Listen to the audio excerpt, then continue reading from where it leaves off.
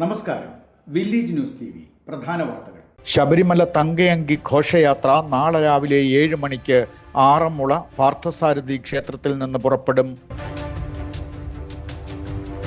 ജോലിയില്ലാത്ത സ്ത്രീകൾക്ക് പ്രതിമാസം 1000 രൂപ പെൻഷൻ നൽകുന്ന പദ്ധതിക്ക് അപേക്ഷിച്ച് തുടങ്ങാം. മഞ്ഞ, പിങ്ക് റേഷൻ കാർഡ് ഉള്ളവർക്കാണ് പെൻഷന് അർഹത. ആറ്റുകാൽ ക്ഷേത്ര ട്രസ്റ്റ് നൽകുന്ന ആറ്റുകാൽ അംബ പുരസ്കാരം ഇത്തവണ മോഹൻലാലിന് 50,000 രൂപയും ഭഗവതിയുടെ ചിത്രം ആലേഖനം ചെയ്ത 1 പവന്റെ ലോക്കറ്റും ശില്പവും പ്രശസ്തി പത്രവുമാണ് പുരസ്കാരം. BJP സിൻഡിക്കേറ്റ് അംഗം ഡോക്ടർ വിനോദ് കുമാർ TG നായരെ സംസ്ഥാന സർക്കാരിന്റെ tropical botanical garden and research institute senior principal scientist തസ്തികയിൽ നിന്ന് പുറത്താക്കി. പദവിയിലേക്ക് നിഷ്കർഷിച്ചിരുന്ന യോഗ്യതയില്ല എന്നാരോപിച്ചാണ് ഈ നടപടി. വാളയാർ അട്ടപ്പള്ളം ആൾക്കൂട്ടക്കൊലയ്ക്കു പിന്നിൽ RSS ആണെന്ന് മന്ത്രി MB രാജേഷ് ആരോപിച്ചു.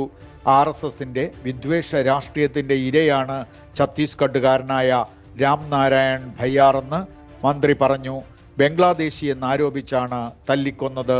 ഇതേസമയം മന്ത്രി രാജനുമായുള്ള ചർച്ചയ്ക്ക് ശേഷം ഭയ്യാറിന്റെ കുടുംബം മൃതദേഹം ഏറ്റുവാങ്ങാൻ സമ്മതിച്ചു.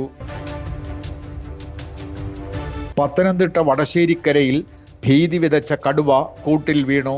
വളർത്തുമൃഗങ്ങളെ കൊന്ന് കടുവ പ്രദേശമാകെ വിറപ്പിച്ചിരുന്നു. സംസ്ഥാനത്ത് വാഹനാപകടങ്ങളിൽ ഇന്ന് 4 മരണം.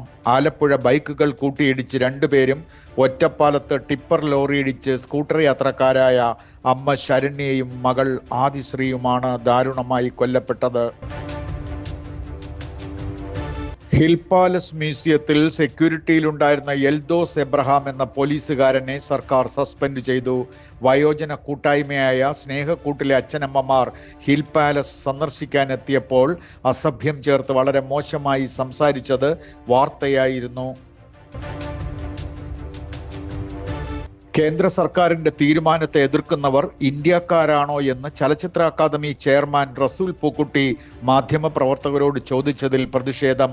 സംഘപരിവാർ വിദ്വേഷത്തിന്റെ നിലപാടാണ് റസൂൽ പൂക്കുട്ടി ആവർത്തിച്ചതെന്ന് അക്കാദമി മുൻ വൈസ് ചെയർമാൻ VK ജോസഫ് പറഞ്ഞു.